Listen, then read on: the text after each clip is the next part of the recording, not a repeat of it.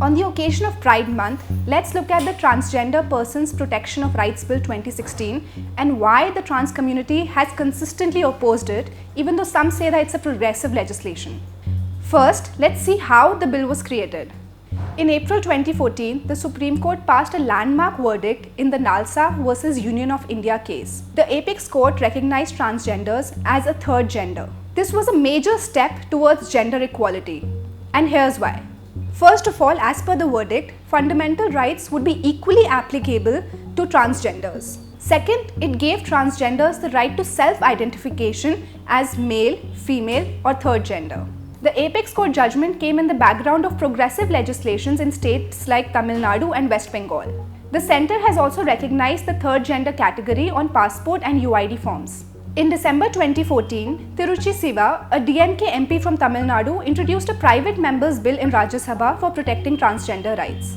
In 2015, taking this bill as a template, the Ministry of Social Justice and Empowerment introduced a draft transgender bill and invited feedback. The ministry also set up a parliamentary standing committee to recommend changes. The bill, as it stands, has failed to incorporate nearly all of the progressive recommendations made to it. Now let's look at why the bill is facing criticism.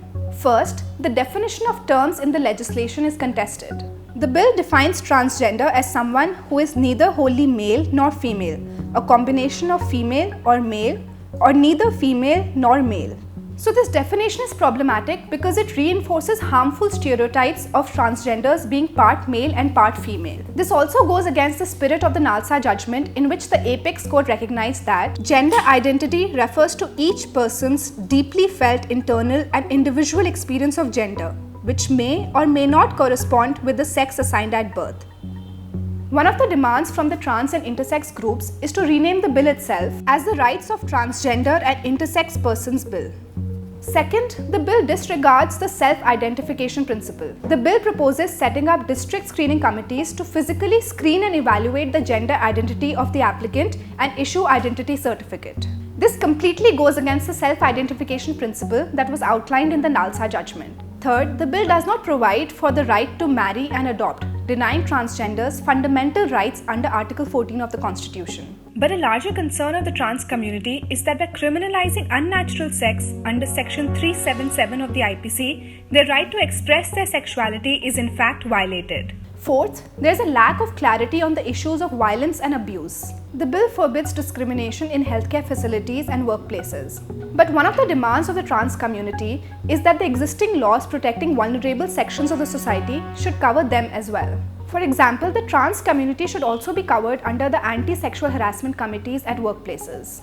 The original version of the bill makes sexual abuse punishable, but it does not define what constitutes sexual abuse, sexual assault, and rape in cases of transgenders.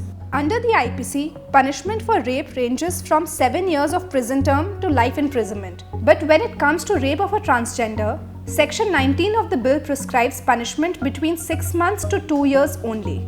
The bill criminalizes begging, which the community says will make those struggling to earn a livelihood even more vulnerable. While prostitution in India is illegal, the bill makes no mention of sex work, which is how a large part of the community earns their livelihood. Some of the other criticisms of the bill include its problematic definition of family, lack of reservation policy, and a lack of provision of separate public toilets and counseling services.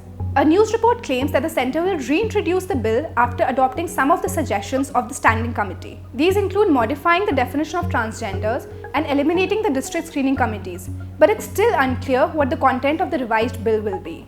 We'll find out when the bill will be tabled in the upcoming monsoon session of the Parliament that will be held from July 18 to August 10. Meanwhile, the trans and intersex groups continue to protest as their rights hang in the balance. To receive instant updates on all videos from The Wire, click the subscribe button and hit the bell icon. Pay to support independent journalism. Click the link in the description and choose the amount you want to pay.